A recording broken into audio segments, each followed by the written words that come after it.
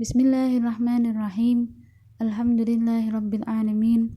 Allahumma shalli wa sallim ala sayyidina Muhammadin sayyidil anbiya wal mursalin wa ala alihi wa sahbihi ajma'in. Amma ba'du. Assalamualaikum warahmatullahi ta'ala wabarakatuh. Alhamdulillah, Allah ta'ala mengizinkan kita berkumpul yang insyaallah di dalam perkumpulan mulia yang insyaallah akan membawa kita semua kepada kemuliaan. Perkenalkan, Al-Fakir Salmah Al-Jufri insyaallah akan membawakan cerita-cerita hikmah dari para wali-wali Allah Ta'ala, dari para datuk mulia kita, yang pada kesempatan kali ini akan kita dengarkan bersama dengan izin Allah Ta'ala, seorang yang Allah Ta'ala muliakan, yang mudah-mudahan menjadi sebab kemuliaan juga untuk kita semua. Al-Habib Husain bin Abu Bakar Al-Aidrus.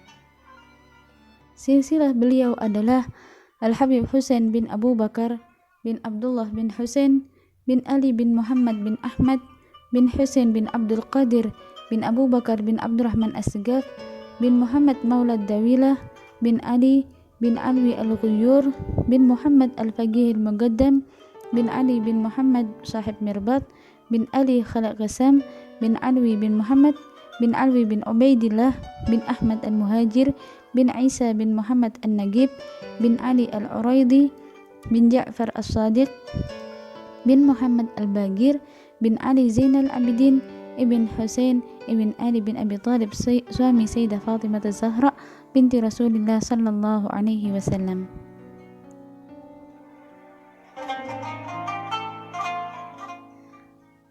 Habib keramat luar batang, begitu orang menyebutnya. Habib Husain bin Abu Bakar Al-Aidrus lahir di Miqab, dekat Hazam, sebuah desa di Hadramut. Beliau dilahirkan sebagai anak yatim yang dibesarkan oleh seorang ibu yang sehari-harinya hanya hidup dari hasil memintal benang. Beliau sungguh hidup dalam kesederhanaan. Setelah menginjak usia belia, suami sang ibu menitipkan Habib Husain kepada seorang ulama sufi pada masa itu. Di sanalah Habib Husain menerima tempaan pembelajaran thariqah. Sang guru memandang bahwa Habib Husain memiliki kelebihan dan perilaku yang lain dari teman-teman sebayanya.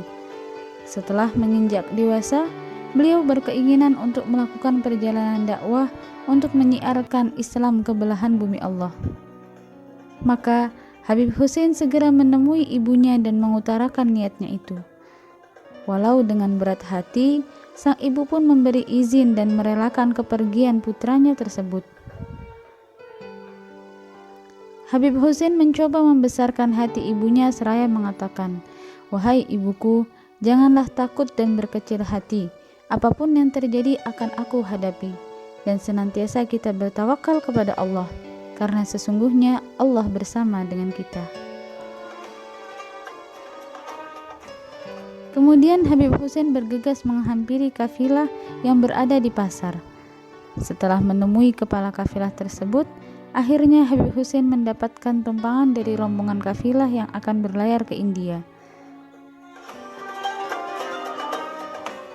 Keesokan harinya, berangkatlah Habib Husain bersama rombongan kafilah itu ke India. Sesampainya di daratan India, beliau pun berpisah dari rombongan kafilah yang ditumpanginya itu. Setelah beberapa hari melakukan perjalanan, sampailah Habib Husain di kota Gujarat, yang kala itu penduduknya mayoritas beragama Buddha. Pada saat itu, di kota tersebut sedang dilanda kekeringan yang berkepanjangan, sehingga Gujarat bagaikan kota mati. Tersiar kabar, ada seorang keturunan Rasulullah Sallallahu Alaihi Wasallam yang datang dari negeri Hadramut, yang tidak lain adalah Habib Husain bin Abu Bakar Al-Aidrus. Mereka pun menyambut Habib Husain dengan sambutan yang luar biasa. Para penduduk menganggap bahwa Habib Hussein merupakan titisan dewa yang dapat menyelamatkan negeri dari bencana yang sedang melanda. Ketika itu, Habib Hussein mengajak penduduk untuk membangun sebuah sumur. Setelah sumur itu jadi, Habib Hussein menengadahkan tangannya seraya memohon kepada Allah agar diturunkan hujan. Tak berselang lama, maka hujan pun turun begitu derasnya. Negeri yang asalnya kering itu berubah menjadi makmur dan subur. Akhirnya, penduduk yang selama ini menganut agama Buddha, mereka berbondong-bondong untuk memeluk agama Islam dan mengucapkan 2 kalimat syahadah di hadapan Habib Hussein. Mulailah babak baru bagi Habib Hussein untuk berdakwah dan memberikan pengajaran tentang Islam kepada para mu'alaf tersebut. Beliau menetap beberapa waktu di Gujarat. Setelah dirasa oleh beliau tatanan kehidupan masyarakat Gujarat berubah, dari mulai hilangnya bencana kekeringan yang melanda hingga para penduduknya yang menganut agama Buddha kini mereka memeluk Islam. Bersama para pedagang dari Gujarat, Habib Hussein meninggalkan daratan India dan berlayar melanjutkan dakwahnya ke daratan Asia Tenggara. Hingga sampailah beliau ke Indonesia. Tepatnya di kota Batavia, yang kala itu sebagai pusat pemerintahan Hindia Belanda. Habib Hussein datang ke Batavia sekitar tahun 1746 Masehi untuk berdakwah menyebarkan Islam. Waktu itu beliau diperkirakan masih berusia 25 tahun. Beliau datang melalui pelabuhan Sunda Kelapa yang kala itu dikuasai oleh VOC.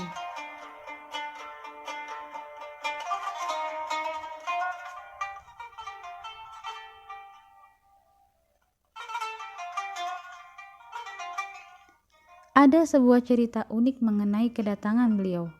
Dikisahkan bahwa beliau tiba pertama kali di Kampung Baru, daerah Pasar Ikan, Jakarta Utara.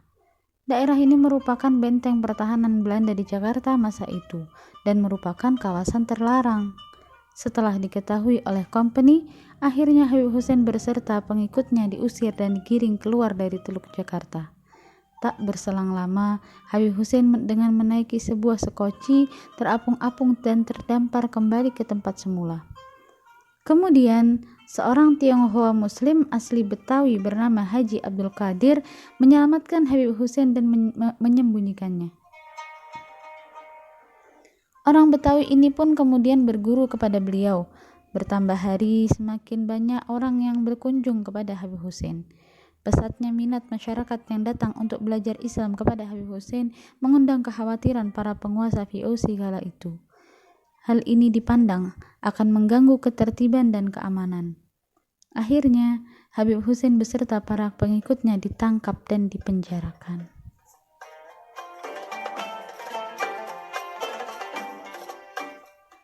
Terali besi tidak menyurutkan dan menghentikan peran Habib Hussein dalam menyebarkan Islam. Walau di dalam tahanan, beliau tetap mengajar dan berdakwah, seakan penjara menjadi rumah baru bagi beliau. Melihat akan hal ini, kepala sipir menempatkan Habib Hussein di sel terpisah dari tahanan lainnya. Tujuannya agar Habib Hussein tidak melanjutkan kegiatan dakwahnya kepada tahanan lainnya. Beliau ditempatkan seorang diri di dalam ruangan yang sempit dan dijaga ekstra ketat. Sedangkan tahanan lainnya ditempatkan di ruangan yang lebih besar. Pada suatu hari, sipir penjara dibuat terheran-heran karena di tengah malam melihat Habib Hussein menjadi imam sholat di ruangan tahanan lainnya. Anehnya di waktu yang bersamaan pula, sipir penjara tersebut melihat Habib Hussein sedang tidur nyenyak di selnya yang sempit itu. Padahal selnya dalam keadaan terkunci rapat. Kejadian tersebut berkembang menjadi buah bibir di kalangan penguasa VOC. Dengan segala pertimbangan, akhirnya pemerintahan Belanda di Batavia meminta maaf kepada Habib Hussein atas penahanan tersebut. Lalu Habib Hussein beserta pengikutnya dibebaskan dari tahanan. Oleh Gubernur Batavia, Habib Hussein diberi hadiah sebidang tanah di daerah Kampung Baru. Kemudian di atas tanah tersebut oleh Habib Hussein dibangun sebuah rumah untuk tempat tinggal beliau, dan dibangun pula sebuah surau sebagai tempat ibadah dan berdakwah. Seiring berjalannya waktu, surau itu pun berkembang dan kini menjadi Masjid Keramat Luar Batang yang berdiri hingga sekarang. Orang Betawi yang bernama Haji Abdul Qadir itu makamnya berada di samping makam Habib Hussein.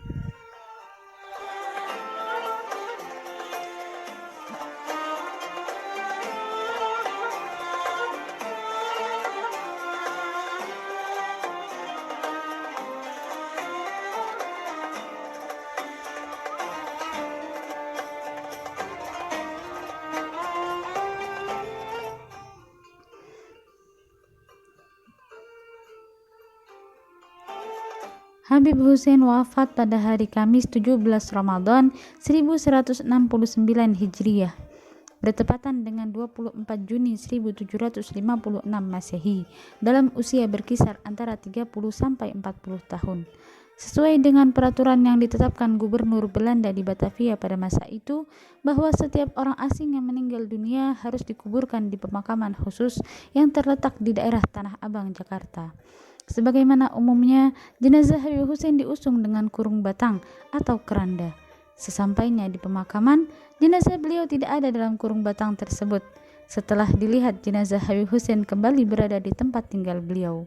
Oleh pengantar, jenazah beliau kembali diusung ke pemakaman tersebut.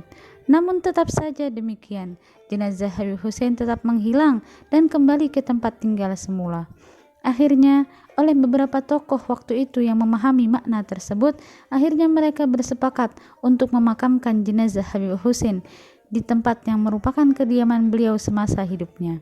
Dari kejadian inilah kemudian para masyarakat menyebutnya Kampung Baru Luar Batang, dan kini lebih dikenal dengan Kampung Keramat Luar Batang.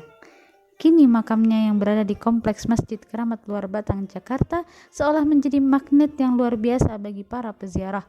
Pada hari-hari biasa ratusan peziarah berdatangan dari segala penjuru.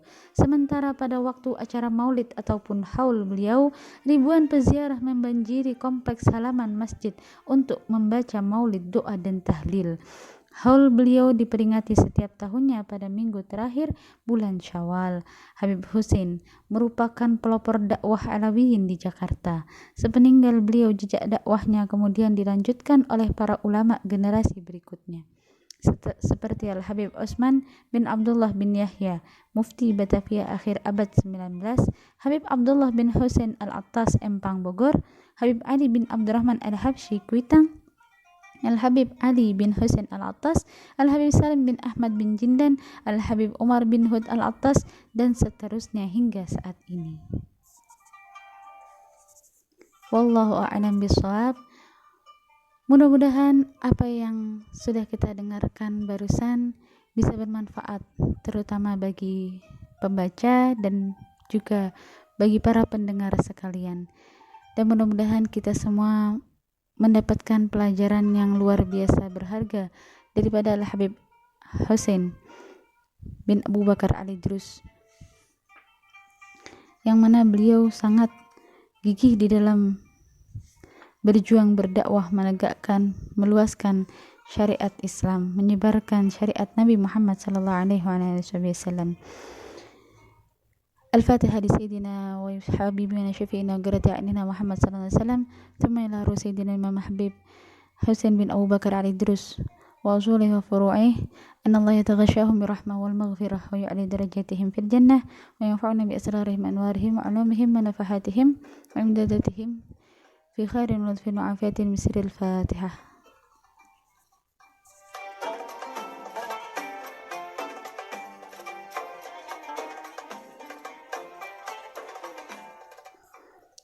Mohon maaf apabila ada salah-salah kata. Sampai berjumpa pada cerita-cerita kisah-kisah mulia selanjutnya.